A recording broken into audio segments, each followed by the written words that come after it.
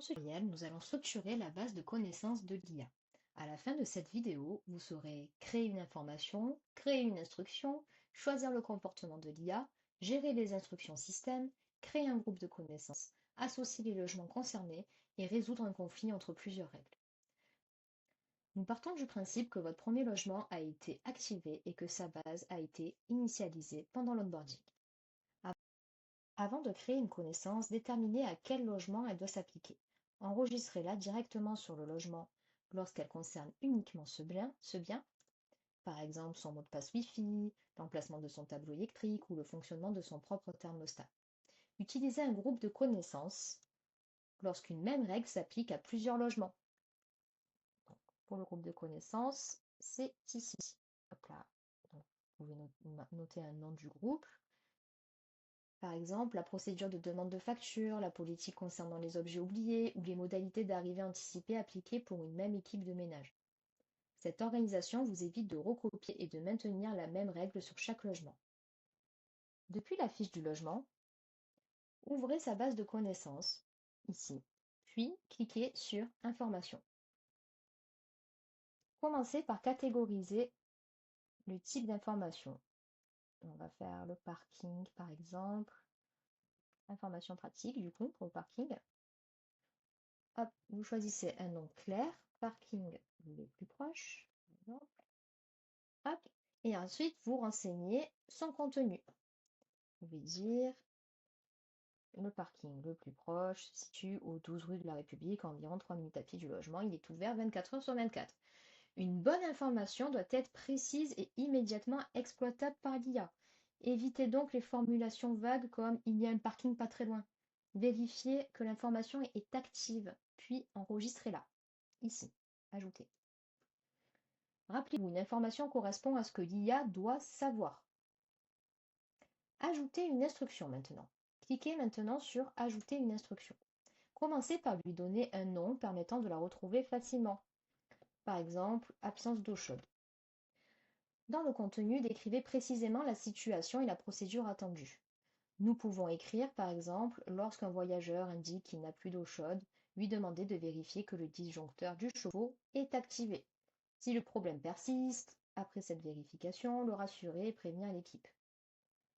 Sauf que ce n'est pas forcément le prompt le plus parfait. Donc, comme indiqué dans une précédente vidéo, vous pouvez utiliser la génération par IA ici, copier-coller ce que vous voulez dire, appuyer sur envoyer et du coup, notre système IA va pouvoir rédiger correctement le contenu de l'instruction. Une instruction doit indiquer clairement dans quelle situation l'IA doit l'utiliser, ce qu'elle doit demander ou expliquer et à quel moment votre équipe doit intervenir. Sélectionnez ensuite le comportement attendu de l'IA. 3 choix sont disponibles. L'IA répond et notifie. L'IA répond au voyageur en suivant l'instruction puis prévient votre équipe.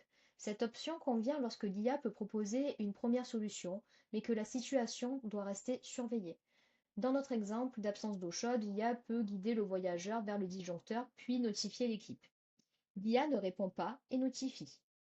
Ici. L'IA n'envoie aucun message et transmet directement la situation à votre équipe. Cette option est adaptée lorsqu'une décision humaine est indispensable. Par exemple, une demande de remboursement, une menace, une accusation ou une situation sensible nécessitant une analyse préalable. Troisième situation, l'IA répond sans notifier. L'IA traite seule la demande sans prévenir votre équipe. Cette option convient aux situations simples et entièrement maîtrisées. Par exemple, expliquer comment utiliser la télé, indiquer où se trouve le sèche-cheveux ou rappeler le fonctionnement du Wi-Fi. Pour notre procédure d'absence d'eau chaude, sélectionnez l'IA répond et notifie. Ici. Vérifiez ensuite que l'instruction est active. Nous allons maintenant regarder dans la base de connaissances l'onglet Instructions IA du logement. C'est là où vous allez retrouver toutes les instructions système et vos propres instructions. Comme vous pouvez le voir dans la liste, certaines instructions sont taguées en système ici. Ce sont donc les instructions par défaut. Mais vous pouvez aussi retrouver vos propres instructions taguées avec la petite note haute. Mais restons sur les instructions système. Elles sont proposées par Mr Sherlock pour couvrir des situations fréquentes. Vous pouvez les conserver lorsqu'elles correspondent à vos procédures.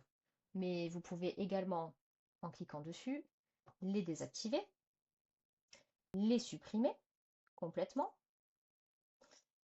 ou les remplacer par une instruction plus précise. Vous pouvez aussi changer le comportement de l'IA sur l'instruction système. Par exemple, une instruction système concernant une panne de chauffage peut être trop générale pour votre logement. Vous pouvez la supprimer puis créer votre propre procédure. Lorsqu'un voyageur signale que le chauffage ne fonctionne pas, lui demander de vérifier que le thermostat est réglé sur 21 degrés et que le mode chauffage est actif. Si le radiateur reste froid, après 10 minutes, prévenir l'équipe. Les instructions système constituent donc une base de départ et non des règles obligatoires. Maintenant, nous allons voir comment créer un groupe de connaissances. Ouvrez maintenant la section groupe de connaissances que vous trouverez dans la catégorie logement, groupe de connaissances ici. Hop, on va donner un nom. Bon là, pour le coup, on va noter test, par exemple. Et après, vous pouvez ajouter les informations et les instructions communes au logement de ce groupe. Vous pouvez créer un groupe, par exemple, pour un immeuble particulier. C'est ce que j'ai fait ici. C'est un immeuble dans une commune. Vous voyez, j'ai 3 logements. Du coup, je peux vous rajouter du coup les logements qui correspondent à cet immeuble. Ici, vous pouvez sélectionner les logements. Et comme ça, vous pouvez du coup tout centraliser, les informations et les instructions pour ces 3 logements qui se situent dans le même immeuble. Exemple, vous pouvez rajouter une information de l'emplacement du parking. Ça restera commun aux appartements qui sont dans le même immeuble. La procédure de la porte principale, la gestion des poubelles ou les modalités de dépôt de bagages. Vous pouvez aussi également créer un groupe plus général, ici, où là, ça sera des instructions et des règles générales de la conciergerie. Il pourra contenir les procédures communes à l'ensemble de votre parc. Une règle commune peut parfois comporter une exception. Imaginons que tous les logements de l'immeuble autorisent le dépôt de bagages sauf un appartement, excusez-moi, qui ne possède aucun espace adapté. La règle générale reste enregistrée dans le groupe. Sur le logement concerné, ajoutez une instruction spécifique. Ici, hop, on retourne dans le logement concerné. Et vous rajoutez une instruction spécifique indiquant que le dépôt de bagages n'est pas possible. Cette connaissance plus précise permet à l'IA d'adapter sa réponse pour ce logement sans modifier la règle appliquée aux autres appartements. Lorsqu'une nouvelle connaissance contredit un élément déjà présent, Mr. Sherlock vous le signale. Prenons un exemple. Par exemple, l'équipement, on va dire climatisation. Hop, voilà. Donc climatisation, j'ai noté que le logement possède une clim. Hop, là vous voyez, le système a remarqué qu'il y avait un conflit. Le nouvel item indique que le logement possède une clim, ce qui contredit directement l'item existant, climatisation, qui précise que la clim est non disponible actuellement mais prévue pour l'avenir. Ces deux informations factuelles sont incompatibles sur le même sujet, dans le même contexte. Et là, du coup, on vous demande, enfin, Mr. Sherlock vous demande, soit vous créez quand même cette information, mais attention, si vous cliquez sur créer quand même et que vous gardez l'information de base, lorsque vous aurez une question sur la climatisation, l'IA sera susceptible de ne pas répondre car du coup il y a un conflit dans la base de connaissances et plutôt que de dire n'importe quoi, elle va botter en touche et vous envoyer une notification pour reprendre la main. Faut être bien clair là-dessus. Soit vous créez quand même, soit vous annulez, du coup vous ne créez pas cette information et là vous pouvez voir le contenu mais prévu pour l'avenir. Donc imaginons qu'on veut créer quand même. Donc on fait créer quand même, pardon. Et là du coup, dans ce cas particulier, vous devez retrouver, voilà, et si vous créez quand même, il faudra supprimer du coup cette information-là qui précise que la clim est non disponible actuellement, mais prévue pour l'avenir. Je vais quand même supprimer ça. Voilà, votre base de connaissances est maintenant structurée. Vous savez distinguer une information d'une instruction, choisir le niveau d'autonomie de l'IA, adapter les instructions système, partager les règles communes avec des groupes et résoudre les éventuels conflits.